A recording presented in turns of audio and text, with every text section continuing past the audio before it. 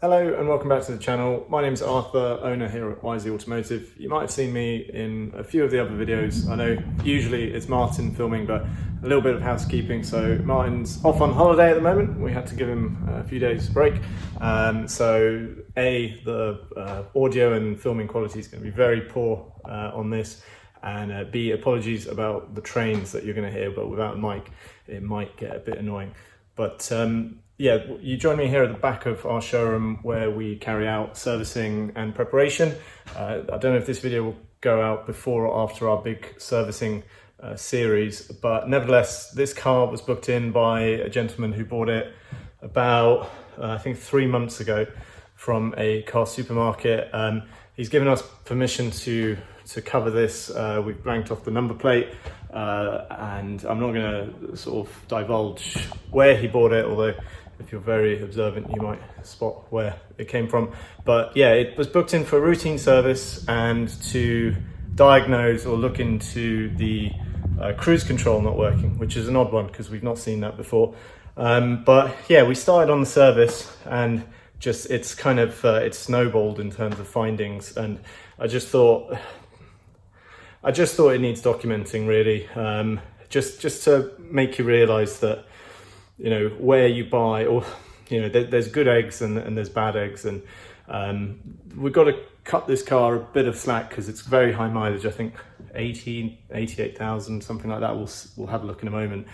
So in terms of cosmetics and stuff, some of the stuff I'm going to pick up on, you might go, okay, well, you know, he or they are just being a little bit over the top, but there's some serious underlying stuff as well, which really is what's drawn me to pick up this and just maybe make people evaluate if something's cheap. By the time you've, you know, done essentials, and I'm not even talking about real kind of nitty gritty cosmetic things, but just essentials, you know, you're pretty much at the same price of buying a properly prepared car. But anyway, so this is unscripted. It's the end of the day and I just wanted to get it out. So back of the car, actually all pretty good. These parking sensors are really good condition. This is a late 2018 car. So it's a 68 plate here in the UK. And as I say, quite high mileage. We've plugged it into ISTA to do a diagnosis and run a codes check as part of our service anyway. And there were loads of codes about 3 months ago, so it ties in with when the chap bought it, for the rear PDC sensors being disconnected, all 4 of them. Telltale sign that the bumper's been off to be painted, but actually, you know, no sort of, it's been painted well. This here is ever so slightly kind of not quite where it needs to be, but these sort of little tabs do often break, so that's not the end of the world, and overall that's not really an issue. Like I say, these parking sensors are all in good nick. They start perishing on age rather than mileage, so being a 68 plate, I guess that's about right. Now what else back here we've got? So just little things, but sign that it's been wrapped before, which is not a problem, but you know, again, if you're going to take the wrap off fully, you might as well just take that last little bit off. But no, you know, again, that's just cosmetic, and I appreciate car supermarkets don't have the same amount of time to prep every car, but that, you know, anyone could spot that. The gentleman's got himself a spare wheel. He does a lot of mileage as well, so that's quite a neat solution. No plug or anything, I don't know this company. Another thing you can do if you don't want to buy one of these, although the back's quite nice, is you can just buy a 427 wheel. Those are rears, but like for example this one here, you're welcome to call us. They are basically just redundant wheels, because a lot of well, not a lot, but sometimes buyers want to swap them. So we have bits and bobs like that, and yeah, if you want one of these just to run as a spare, they do fit in the back, so there's no actual need to have a space saver. But yeah, what you need to do, I believe, is you need to have one of these seats in the vertical position. The other option, if you want to have a spare, whether it's one of these or a 427, is if you don't have rear passengers, it actually slots in really nicely, either behind the driver or the passenger seat, sort of standing upright in the back footwell. And if you push the seat backwards, it kind of sits tight there. So I wonder what size it is. 145, 80, 18.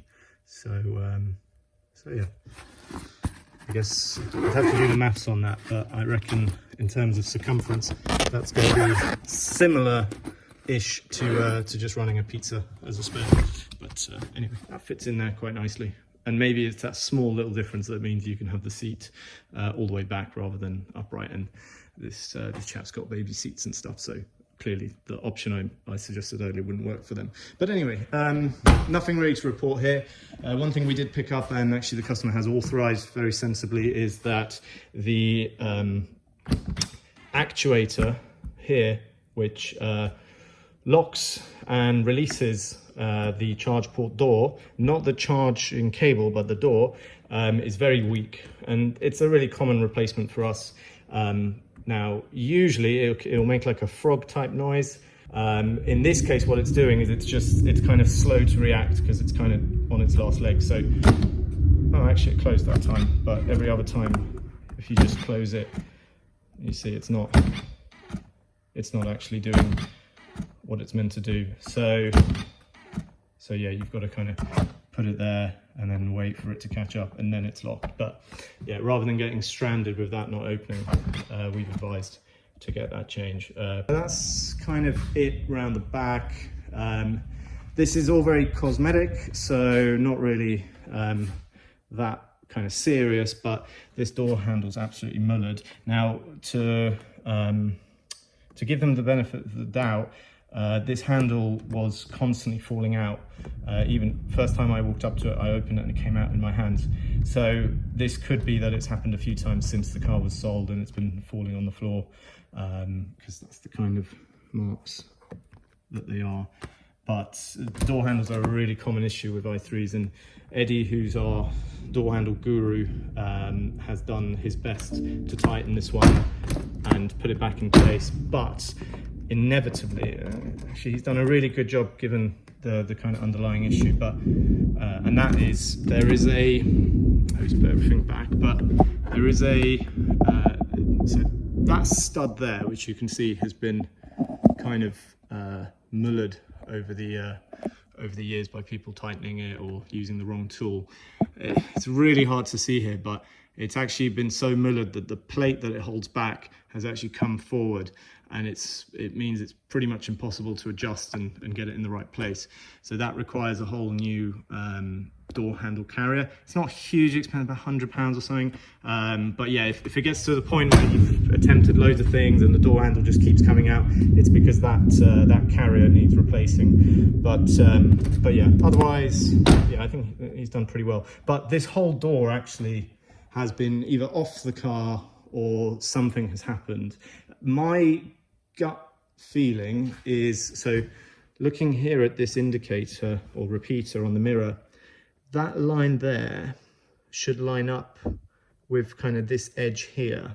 And you can see, so this little kind of nipple at the end of the indicator should sit flush in that joint, and it's not. So what I'm thinking, this mirror or a mirror here got broken and damaged, and they've replaced it with a, not necessarily the car supermarket, but someone in this car's life has replaced it, because already I can feel that there's a lug that runs down here behind this skin. And so there's basically 2 screws up here, or 2 bolts up here and 1 here. And that third one, sometimes we'll take a door card off, which, you know, hasn't even ever been off a car, and that lug will be snapped. If you're ever buying that unit or that assembly on eBay, look out, because often that third leg is not there. I'll try and overlay some photos, but yeah, I can immediately tell it's holding all right. It won't vibrate when you're driving too much, but that third lug is definitely snapped. So maybe they've replaced, maybe there was a bigger issue and they've replaced it with a second-hand part. But yeah, and another thing you can get if you do get a lot of vibration is that you've had a knock or an impact, and there's like a knuckle here, and that knuckle has taken has taken an impact, and then this whole thing is wobbly. We've tried our best repairing those knuckles. Again, I'll try and overlay some footage, but there is no joy. You need a whole new unit. Anyway, that's what I'm thinking.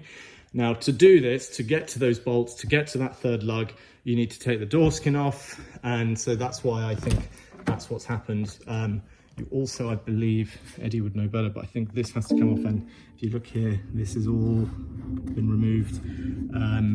This door card, so here there should be a kind of like a trim piece which is completely missing, so all of this shouldn't be exposed, it should be kind of covered up. This is this trim, the sort of clips that run along the top, they seem to be doing their job. This definitely shouldn't be loose. Here there should definitely be a screw like there. This has been out and hasn't been put back in properly. You can see those tabs are not where they're meant to be, so someone's been in here. There's pry marks here which you need to take this cap off to undo a screw. So yeah, and then the other thing is, if you listen really carefully as I close the door,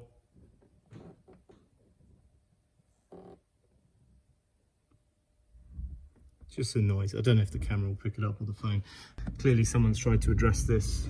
You can see that there's more some kind of grease, but yeah, carbon fiber doesn't look damaged, so I don't think there's been any, or repaired I should say, so I don't think there's been any impact, but yeah, something's definitely gone on here, and my conclusion is I reckon it's probably this is the annoying thing about second-hand parts. They can't speak to us, they can't tell us what's happened to them, and that will become very poignant in a moment. This seal is in incredibly good condition for the mileage, and to that end I'm 90% sure it's been replaced. This, you can even see the line where the original one would have been. Other telltale signs, so here it's kind of not flat. Oh yeah, and actually in here you can see this is all not been put back in correctly. So the headlining should slot into there, whereas it's currently just sitting above that. So yeah, and then also here, this is a sign of, if you haven't, so this seal, it's basically one big piece, and if you don't, so this is the line we use to line it up. I should sit a little bit lower, but there's metal that runs in it to kind of strengthen it, and there's bits where the metal's missing, and that corresponds with like the corners and the bits where the rubber bends. If you don't get that quite in the right place, you end up kind of with this either here or kind of here. So again, just sort of knowing them well, you see that and you go, yeah, that's been changed, and at least they changed it. But yeah, and this could be easily amended, so that's not the end of the world. Interior wise, that's about it. So the cruise control, we've already fixed it. So I say fix, really it needed new parts, but what we found was, so the media controls were working, as you can see, but what wasn't working was this here. So when you pressed those buttons, nothing would come up on the screen. You couldn't use the cruise control basically. It's now not working because the car's off. If I just turn it on, put it into drive, and if I press the button, you can see now it's working. What we found after removing the airbag is that the cables that run to this sort of controller had a little chafe, and not even a chafe, but as you touch them, the button would start working, or the button would start working. Very odd, never seen it before. And yeah, ideally what I would have wanted to do is replace this and this, but it's £200 plus VAT, because they come sort of connected, they're wired together basically. From the Boss, there's one plug, that plug goes to this, and then there's another cable running from this around to this. But had a fiddle with the cables, kind of secured them a little bit differently, and now the button is working.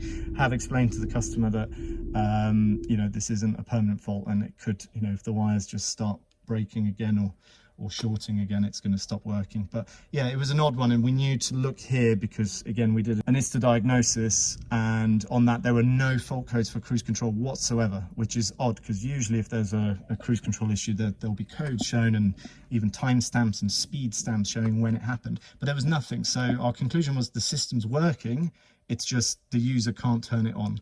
So it's a hardware problem, or at least a controls problem, and that's what led us to take the airbag out and check that. But more on that later. Yeah, because as I say, our discovery sort of just kept snowballing, and that's quite prevalent. This steering wheel, by the way, so this is oh, we were going to check. So yeah, 89,000 miles give or take, and yeah, this is very glossy, but fair enough given the the mileage. Although really, if we were selling this car, we would have put a new steering wheel on. They're not as expensive as you'd think. 300-400 plus that, something like that, and it would just set the car off. Or try and find a second-hand one. Oh, driver heated seat not working. So let me just demonstrate that. So turn it on, and very usual issue, you turn the heated seats on and then a few seconds later they turn off, and then they won't turn back on. ISTA codes again, and it is a break or a short circuit in the cushion that sits underneath this cloth here. In fact, if you bear with me, this is what the cushion looks like, and that's actually the part number for a UK driver's side. This is a annoying job for us. A, the part's like 100 and something pounds, but B, taking this off the existing cushion is not the difficult bit, it's putting it back on. So we have to outsource it to an upholsterer, and typically they're on holiday this week, so we've agreed with the customer to do it another time with them. But we have like donor seats that we can put in while the seat is being worked on. This customer's not too far away, so as I say, it's something we'll do at a later stage with them. But yeah, it would have needed doing, and the codes for that ran way back to over 3 months ago, so the car was sold with that issue. Cabin wise, I think that's it. Obviously microfilter's been done as part of the service. I don't really know what purpose this serves. I guess maybe sound deadening or something like that. These floor mats aren't obviously the original BMW ones, and there's no sign of the original BMW ones in the car. Sometimes people put these over them. Next thing was, so cosmetic, but a real pet peeve of mine. This windscreen's been replaced at some point. Again, in fact, it's probably unlikely it was done during the sale process, but it's been done at some point. This is a Lucas screen, whereas the BMW screen would have a roundel there. That's the box the windscreen comes in, by the way. It's huge. But yeah, this windscreen's been changed, and I'm literally at the point where I think we're gonna release or put a video out which basically guides windscreen repairers through, or windscreen technicians through replacing the screen, because like every second car is coming in with with either damaged trim or what have you, and this is probably one of the worst examples.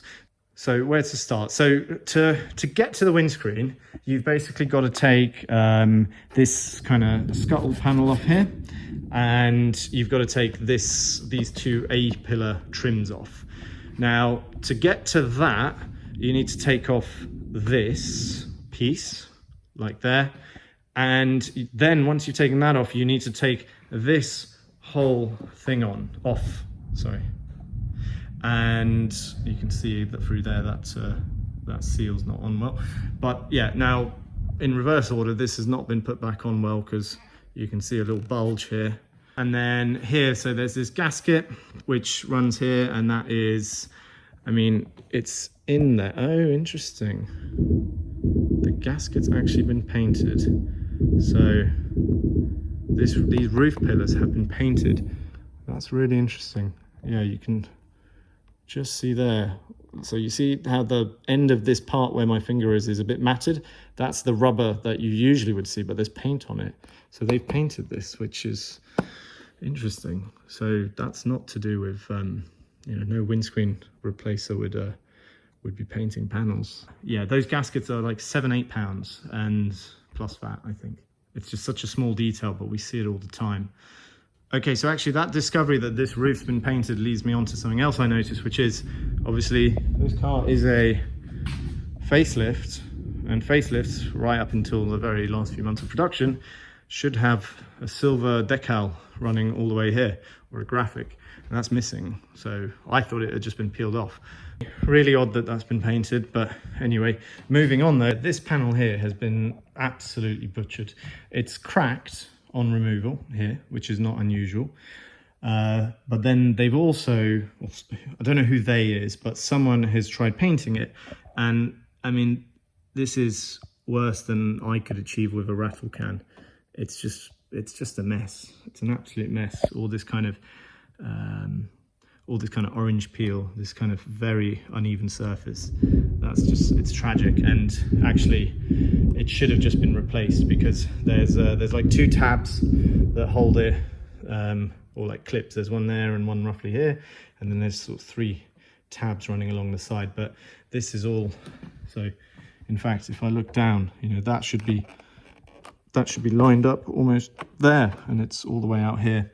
This as well, I mean, yeah, more pry marks, just a real mess. I don't have one of these pieces to hand, but I'll overlay a photo now, including the part number for left and right. They're about, I think it's 90 or £100 plus VAT from BMW, so quite expensive for what it is, but then other things aren't. So yeah, anyway, that's that side. This actually, for all its sins, locates into like a rail, which in itself is 3M taped onto the carbon fiber, and there's, I think, 1, 2, 3, 4 tabs which hold it in place. And actually they seem all right. They seem about the amount of give they're giving is about what I'd expect on a sort of unmolested car. And yeah, I mean, you won't be able to see, but those tabs are fine. On the other side, the tabs are actually, if anything, like there's too much or they're too stiff, so they've been glued back in place. And here at the top, that one is definitely broken because there's too much give. And where this little spider's just come out of, again, so here you can see that rubber gasket. I'll overlay a photo of how that looks, and it's common for it to be damaged. You do have to pretty much get to the same stage that you would to change the windscreen. This A-pillar, or this sort of lower A-pillar trim has fared better. I don't think that clip's broken there, but this is really common, and I think it's where they pry it. That's just broken. So yeah, no even attempt to glue that. So yeah, again, if we were selling it, we'd replace that. Lastly, or sort of most concerningly with this windscreen, and we don't get, you know, we outsource windscreens, but what I know for sure, having replaced a lot of them, is we need to buy a weather trim or a weather seal, which is kind of specially designed for this length of car and whatever. I'll overlay a photo of how a car from this angle should look like, and it will be very obvious. But there's going to be basically a trim finisher, rubber finisher that runs the length of the windscreen. And without that in place, look at this, you can see the windscreen glue has just been put on and has kind of bulged there, so it was kind of blobbed on a bit too heavy here. Seems okay everywhere else, but yeah, that's not reassuring.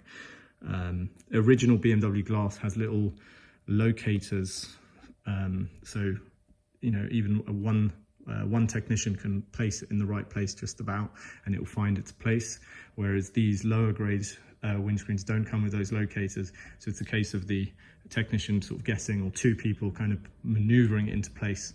But yeah, there's a lot to cover with windscreens. Also how they're cut out because of the carbon fiber. Because of the carbon fiber cell, you don't want to be using wire cutters. You need to be using different type of string cutters, otherwise it cuts into the carbon fiber and then you get leaks. So it's a whole topic on its own. So we're going to do a video, and at the very least, if you've got, you know, someone coming and you're a bit concerned they're not quite knowledgeable on i3s, you can go, look, sorry, this will only take 5 minutes, but can you watch this? Might help you. Anyway, that's the windscreen, not badly installed, but badly finished and could be avoided just by sort of knowing what you're doing, knowing which way to pry and stuff. What I missed earlier when I was talking about the cosmetics and this door just generally kind of being all over the place was that, because the window was down, I forgot it, but this window is out of alignment. So you can see down here, that's sort of the correct kind of width between this rear door and the front glass, and then as you go up it kind of tapers. It's at the point where when you close the door, if you listen closely, it's actually catching, and you can see where it's kind of scratched up this this trim piece. So yeah, this window is not in the correct place, or maybe the whole door is not in the correct place, but I think it's just the window. It's not too difficult to align these if you ever find yourself in this situation. There's a lot of play in it, so, and there's two cogs which are roughly kind of well, with the window up they'll be sort of here and here, so you just remove this piece here, and then you need a tool which looks like this, and you kind of slot that in and loosen them, position the window where you want, and then tighten it again. So it's not the end of the world, but yeah, again, casts questions as to what's gone on here. Cosmetically, one detail, these wheels, okay, they're 427s, okay, they you know, it's an 89,000 mile car, but despite that, if you're going to refurb a wheel, you know, do it well, or just don't bother, I would say. But yeah, this has been done really not very well. You can see there's a chunk there, but this tyre is actually really, so tyres are all good, gaiters are good, they've been changed, as have the top mounts, because that's a 2020. Shame though that whoever fitted the gaiters, so the top at the end of the coil should line up with this tab here, and it's just been squished over it. But anyway, at least it's done, and that's good. But yeah, back to the wheels. So this one's not even, I don't know where this dust is coming from, sorry, but this one's not even too horrendous, but this one, so I mean, you can see here, this is like a completely different color of silver, and here they've not even filled it or flattened it, or you know, used a rotary. They've just rattle canned right over the scuffs that were there. I mean, look at that edge. That's really poor, and actually overspray on the screws. So they haven't even, they've done this on the car. They just masked up and just given it their best shot with a rattle can. But yeah, I wish I could, I don't know if you can hear that. In fact, I'm going to overlay footage of what an unrefurbished or a well refurbished 427 looks like versus this, because you know what's going on here. Okay, I'm being picky, but on another plus side, pads are almost new. Same overspray on there. Same issue on this side from memory. The coil's not been lined up with the correct tab, but yeah, again, no biggie. Right, I think exterior-wise, cosmetically-wise, we're kind of there. Interesting bit of, that's not meant to be shiny, so there is black overspray there. I almost don't want to make any more discoveries. So now on to kind of one of the biggest things. This indicator is not sitting on, or sitting in place nice, sort of well. There is a, you see it's kind of not in the right place. It's hard to show you with this light, but yeah, it's basically, it's drooped here, and then here it's kind of not in the right place. But and this leads, like I say, this leads me very nicely onto the next issue. So it wasn't actually here where we spotted it. We spotted it underneath when we were doing the service, but there is a kind of upper crash bar. It's got a big ripple in it, or like a crumple. Now, for that to happen, this would have to have had an impact, which, you know, I'm not a crash repair kind of assessor, but I think like 20, 30 miles an hour, something like that. Headlights are all originals from 2008, 18. So I'm fairly confident that what I'm about to tell you was quite low down on the car. So, you know, I don't think there's any huge cause for concern, but nevertheless, if you're going to repair a car that's had some kind of front end impact, that is the very least you could do. Now let's have a look underneath and you'll see what we found down there. Okay, while we're here, just quickly, motor mounts, all good. That's fine, as I would expect on a 2018 car. That one's fine as well. If this rubber component here is quite wet or like damp looking, then yeah, you need a new motor mount. Okay, so tiny thing, bit of a rip there. I mean, if we were selling this with 89,000 miles, would we replace it? No, but I'd probably make an attempt to plasti weld it or glue it or something. But that's all pretty irrelevant. This sound insulation on the bottom of the range extender sump is torn. We would be replacing that if this car was being sold by us, but it's no biggie, and you know, I've told the customer not to worry about it, but yeah, it has been torn. New filter, new sump plug with the crush washer that you need. Otherwise, all good here basically. Bit of a mark there. The battery's not been touched, but it's grounded out on something, or yeah, nothing really to do there. I wouldn't, again, if we were selling it, we would be conscious of it and looking around to make sure nothing else is damaged, but ultimately, you know, you're not straightening that out, especially with the battery being so close. So that's just like a, you know, that's a battle scar of having done 89,000 miles. But yeah, otherwise all good. And then we get to here, and aside from the dead bird, there is an under tray completely missing. So it should be kind of here. And fortunately or unfortunately, that meant that with that not in place, which usually, you know, we would never take off as part of the service, the crumple in this lower crash bar is incredibly obvious. Like, there was no way we could miss it. There's no way any dealership, mechanic, service center could miss that, especially with this under tray missing. So yeah, I think from what I'm going to tell you in a moment, this accident or this impact, you know, predates the sale of this vehicle by the car supermarket, but they should be doing checks and at least looking around for things like this. And you can see that there versus that one there, and yeah, it's obvious something's happened. Like I said earlier, I'm not a crash repair assessor, so I'm not getting into what the impact was, how it was, but also if you look in there, that indicator, Martin might be able to zoom in, but that tab which holds it at the bottom is broken, and that's one of the reasons it's not quite sitting right. And then of course there's the fact the under tray is missing, so we'd be replacing that. It's not particularly expensive. It was actually when we went to replace it that we realised why it likely never got put back on. Because of the deformation, some of the holes wouldn't align, so we had to adjust them slightly for everything to fit nicely. So this car has had some kind of impact, hopefully nothing major, but unfortunately my personal conclusion is, and if we go right back to what I told you almost at the beginning of this video, the cruise control. So we've never seen that before. We've never seen the buttons of the cruise control not working, and to get to them we've had to take the airbag out.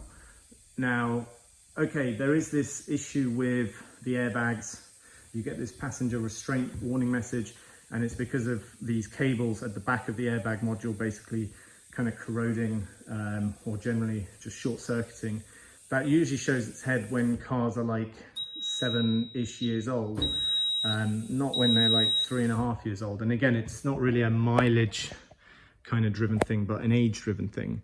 So yeah, the fact that cruise control, these buttons stopped working, and the fact that you can only really get to those by taking the airbag off, made me think that the airbag has been deployed.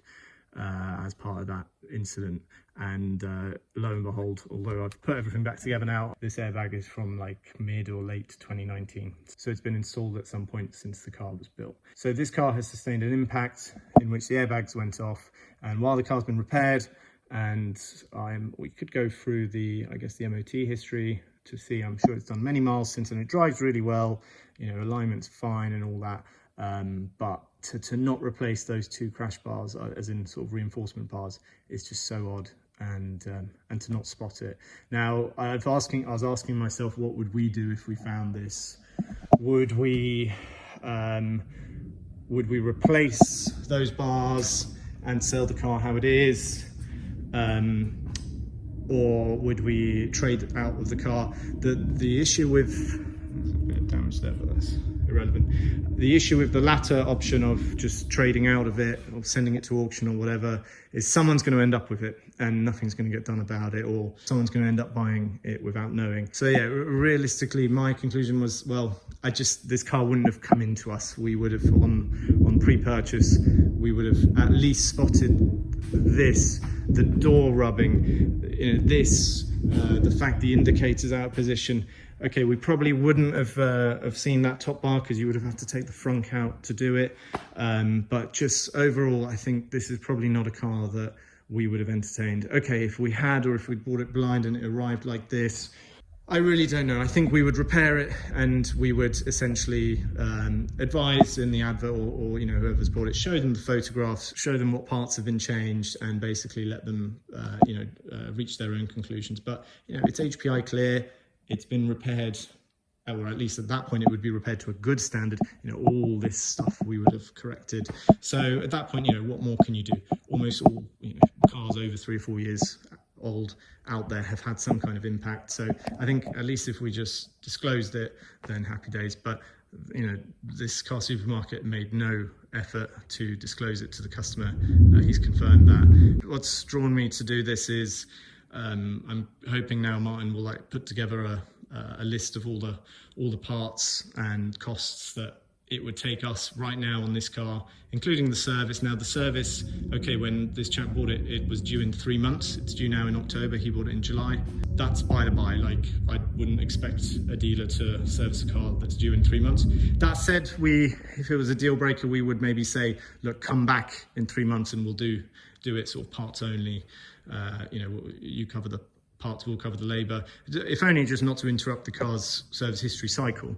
But the other bits, I think it's going to run into the thousands. So yeah, I just think they got off very lightly. That the chap who's bought this is a very easygoing guy, and he's kind of happy to just kind of take it on the chin. And I think you know, that's a really good attitude, because sometimes arguing with these companies will just, you know, take up your entire life. But yeah, basically, be vigilant when you're looking around cars, and don't assume just because you're doing business or looking to buy from a company that sells thousands of cars that you know, that gives you some kind of reassurance.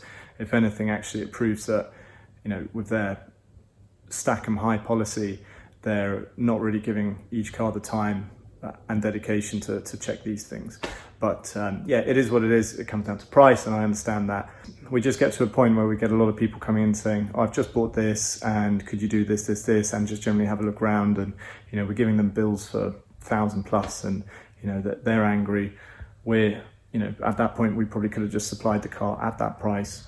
But yeah, it is what it is. To some people, these cosmetic things I pointed out aren't actually important. But, you know, that there is an underlying thing here that this car has not been repaired properly. But yeah, that's essentially it. Kind of all over the place video. It's sort of 8:30, so I want to go home, but the car's being picked up tomorrow, so I wanted to just get the content while I can. And yeah, now either over to Martin to finish up, or see you in the next one. Take care. Thank you. Bye.